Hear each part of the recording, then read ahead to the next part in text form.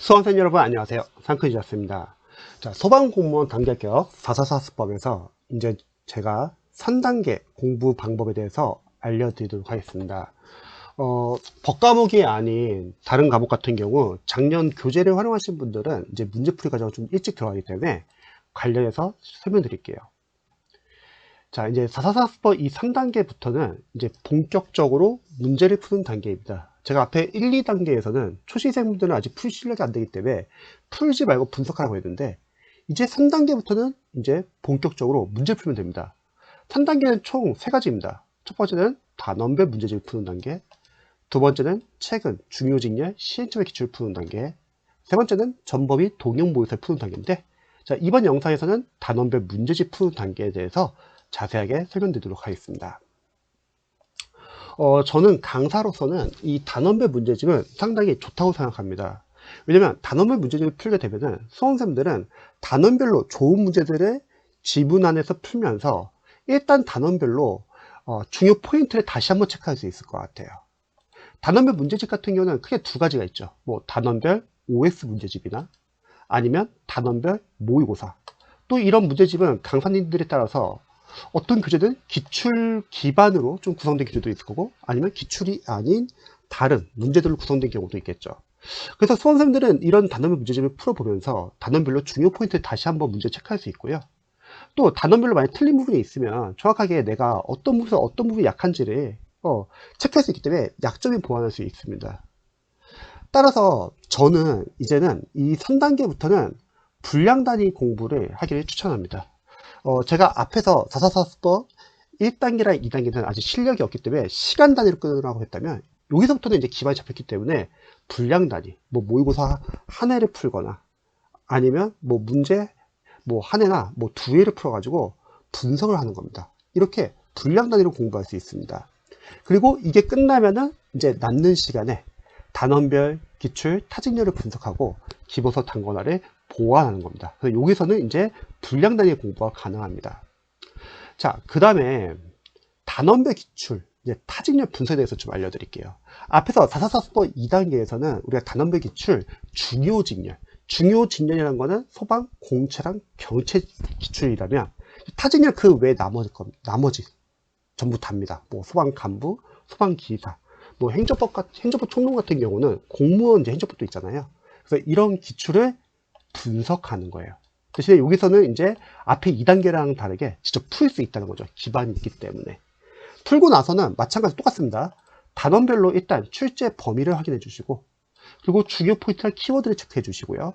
한정을 출제자가 각각 유형별로 어떻게 한정을 냈는지를 분석해 가지고 유형별 오답 패턴을 알 수 있습니다. 이렇게 한정을 분석을 해야지 여러분들 실제 시험 갔을 때 이제 100점 방지형 킬러 문제, 즉 지역적인 문제를 못 풀 때 선지소거법을 활용해서 선지에서 조금이라도 오답의 여지가 있는 것은 삭제해서 풀 수 있게끔 도와줄 것입니다.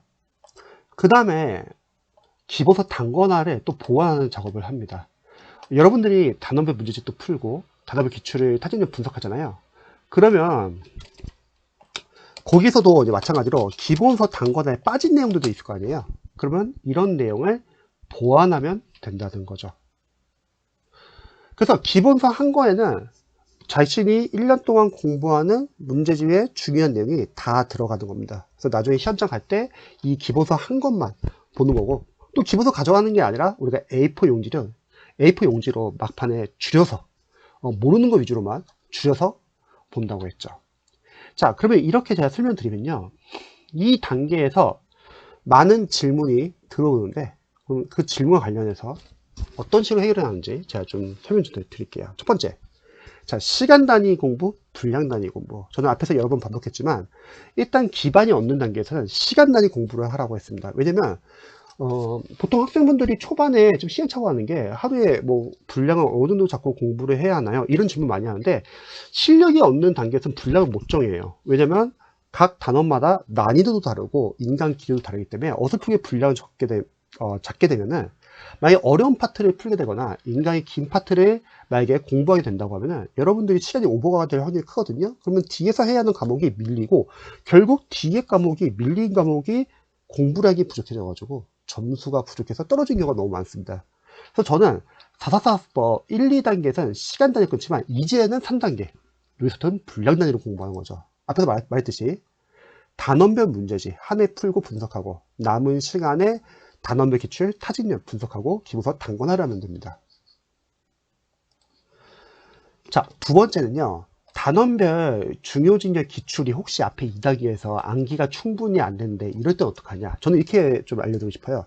만약에 단원별 중요진열 기출이 암기가 안 됐다고 하면 이 3단계를 들어가지 마시고 일단 한 며칠 동안은 그 단원별 중요진열 기출에 집중해가지고 암기를 해주세요. 그리고 3단계 들어가도 괜찮습니다. 일단 우선순위는 단원별 중요진열 기출이기 때문이죠. 자, 세 번째는요.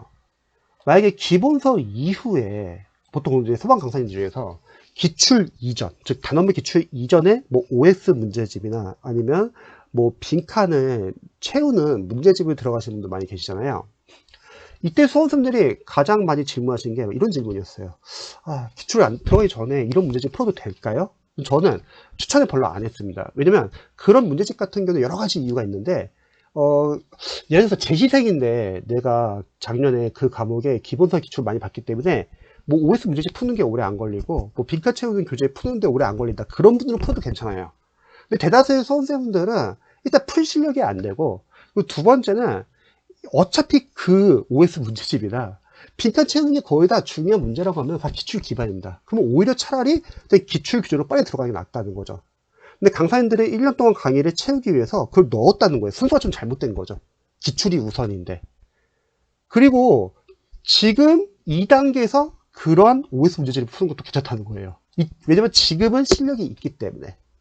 또 비슷한 질문이 이거예요. 처음에 기본서 공부하면서 학원에서 막 위클리 테스트 보고, 막 먼슬리 테스트 보고, 막 자료 같은 거 주면서 강사님들 이거 풀라고 하는데 풀어야 되나요? 이런 질문 많이 하는데, 초시생은 못 풀어요. 초시생들은 그런 거 풀 실력이 안 되고, 강사로서는 뭔가를 푼다는 거는 그래도 어느 정도 아는 단계가 있을 때는 푸는 건 의미가 있지만, 기본서 한 번 보고 풀 수 있는 실력이 아니거든요.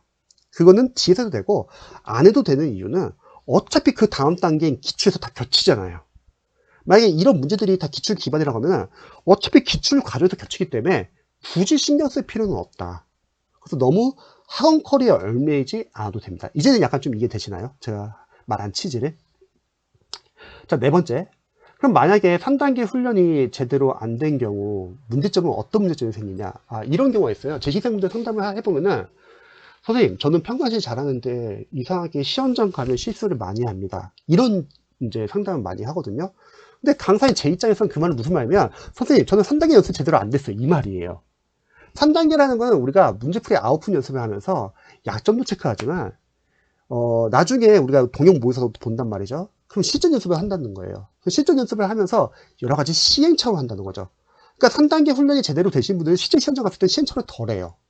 근데 3단계 훈련이 제대로 안 되신 분들은 실제 시험장 가서 내가 문제점이 뭔지도 모르는 채로 시험장 갔다가 문제점이 나오는 거죠. 그래서 제가 늘 강조했던 게 뭐냐면 단기 합격을 하기 위해서, 그래서 단기 합격이라는 거는 1년 안에 합격하는 걸 말하는데요. 444법 1, 2단계 좀 빠르게 분석하자는 거예요. 문제를 풀지 말고 분석하자. 그래야지 이 3단계를 안정적으로 들어가거든요. 근데 많은 소시생분들이 좀 시행착오한 게 뭐냐면 1, 2단계에서 너무 열심히 하려고 하거나 다 이해하려고 하거나 기본서 공부하는 단계에서 막 기출을 풀려고 하거나 암기를 하려고 하거나 복습을 하려고 하거나 그러면 당연히 3단계가 늦어지는 거예요. 특히 올해는 시험이 3월 초로 앞당겨졌고 여러분들이 누군가는 가산점을 따야 되고 누군가는 체력 준비도 해야 되니까 시간이 턱없이 부족합니다. 그래서 여러분들이 1, 2단계는 좀 빠르게 분석하기를 저는 추천하는 겁니다. 자, 마지막 질문은 심화 과정 관련해서 강사님들이 이제 경찰이나 소방이나 심화 과정이 조금씩 강사님들마다 좀 달라요, 개념이. 그러니까 심화 과정은 제가 봤을 때는 두 가지예요. 첫 번째는 이런 개념이죠. 기본서랑 심화 과정을 둘 다 들어야지 기본서 완성되는 경우가 있어요. 그러니까 무슨 말이냐면 기본서의 내용을 나눠 놓은 거야. 그러니까 서로 겹치지는 않아요. 그러니까 어쨌든 기본과 심화를 합쳐야지 그게 기본서 개념이야. 그런 경우는 그냥 기본서 단계에서 시험까지 다 듣기를 추천합니다. 근데 소방은 그렇지 않고 이런 경우도 있어요. 기본서의 내용과 겹쳐. 근데 거기서 단지 어려운 내용이 들어간 거야. 이거는 당장 앞 단계, 기본서 단계에서 굳이 들을 필요는 없다는 거예요. 이거는 지금 3단계에서 필요하신 분들은 독학으로 공부하면 됩니다. 기반이 있기 때문에. 만약 좀 잘 이해가 안 돼요? 그럼 부분적 인강화로 해도 되고요. 그러니까 심화라는 게 결국은 어떤 어려운 내용을 모아놓은 거면 앞당겨서 할 필요 없다는 거예요. 초시생분들은 앞당겨서 해야 할 게 많거든요. 근데 거기까지 심화까지 들어가면 어차피 이해는 못합니다. 그래서 심화 과정이 필요하신 분들은 지금 단계에 들어가셔도 되고, 지금 단계에 기반이 있기 때문에 인강을 활용하지 않고 독학으로도 가능하고, 그리고 만약 독학으로 공부하는데 잘 이해가 안 된다? 그러면 이 부분적인 인강 활용해도 되고요. 그래도 이해가 안 돼? 그러면 챗 GPT를 이용해서 과외처럼 쉽게 설명해 달라고 하면 됩니다. 그래서 자, 어때요? 자, 앞에서 뭐 하지 마라, 뭐 하지 마라, 뭐 하지 마라. 결국 이렇게 연계가 되는 거예요. 그래서 수험생들이 혹시 단원별 문제집 풀이 과정에 들어가는 소시생분들은 한번 참고해 보셔가지고 본인에게 도움이 되는 부분 위주로 활용해 보시기 바랍니다. 영상 봐주셔서 감사합니다.